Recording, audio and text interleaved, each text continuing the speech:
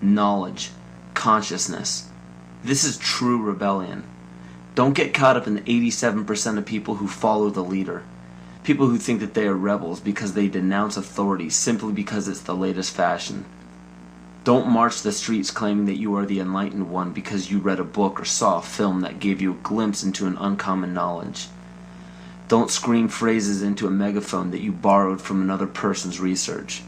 And don't proclaim yourself an original thinker because you belong to a group that represents an unpopular belief. Those are all examples of the other side of the coin of groupthink, leading a false rebellion. False rebellion is dangerous because it gives the illusion that you are free and thinking for yourself. A true rebellion, a true revolution, begins when you quit following and start leading. And those who end up following you should be taught by you to quit following you and start leading. And the only way to lead successfully is by fully understanding your rights as a human being on this planet. We have very powerful tools on our side called the Bill of Rights and the Constitution. These documents state that no government can deprive us of our natural rights. So how is it happening? You must understand that the elite group controlling our government, our educational system, agriculture, and media are also in control of our free enterprise. Free enterprise is our economic system or our means of production, privately owned and operated for personal benefit. Free enterprise cannot legally be taxed unless it volunteers itself. The reason why income tax seems inescapable is because most every job on the planet requires you to sign a number of documents with fancy wording stating that you are agreeing to be a representative of a corporation or entity. What all of this means is simply that when you sign working papers, which are required by pretty much every employer that you apply to, you are waiving your rights as a natural person protected under the Constitution and agreeing to represent an artificial person that is not protected under the Constitution. It's difficult to avoid because if you do not sign the document waiving your rights, you won't get the job. So why does every employer voluntarily pay taxes, which leads to the requirement of those documents? Because without doing so, the business loses all state and federal benefits provided to private or commercial business. And furthermore, most people simply accept the mistruth that income tax is required by law without investigating it. When your name is presented on a document with the first letter of your first and last name capitalized, it represents Capitus Diminutio Minima, which occurs when a man's family relations alone were changed. It's a minimal loss of rights. When your last name appears in capital letters, it represents Capitus Diminutio Media, which occurs when a man loses his rights of citizenship but not his rights to liberty. This means you can be fined and penalized but not enslaved or imprisoned. But when your entire name is capitalized on any document, it represents Capitus Diminutio Maxima, which states that a man's condition changes from freedom to bondage.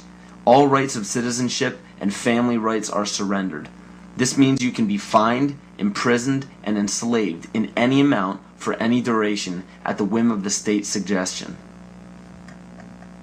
But it is important to note that if you do not legally bind yourself to these documents stating that you waive your rights and represent a corporation, you do not have to attend any court. There are two kinds of law on the earth, as I've said. One is called civil law, which is the law of the land, and one is called maritime admiralty, which is called the law of water. The maritime admiralty is banking law.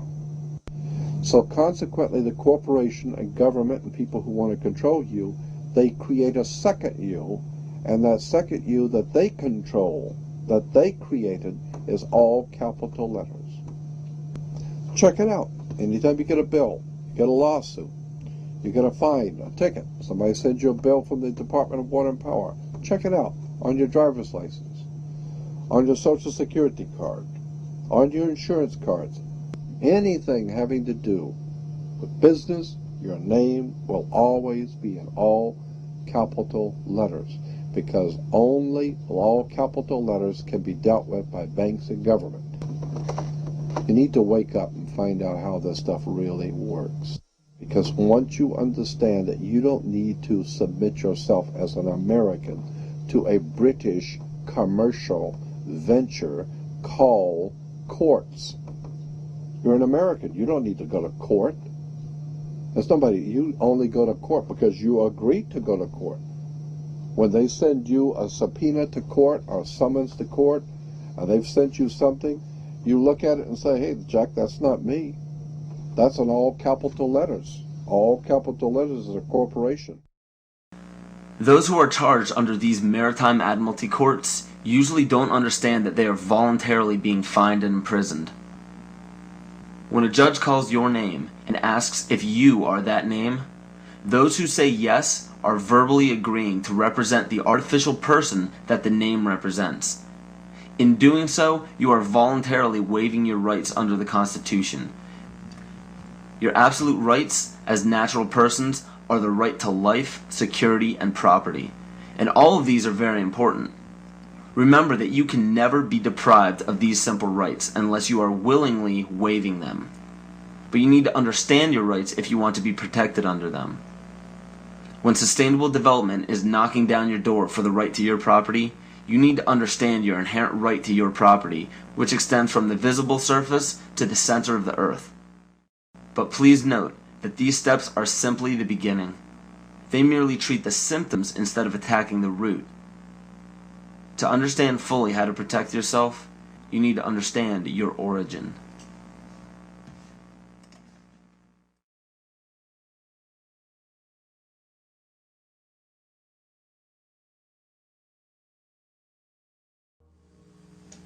The true history of this planet has been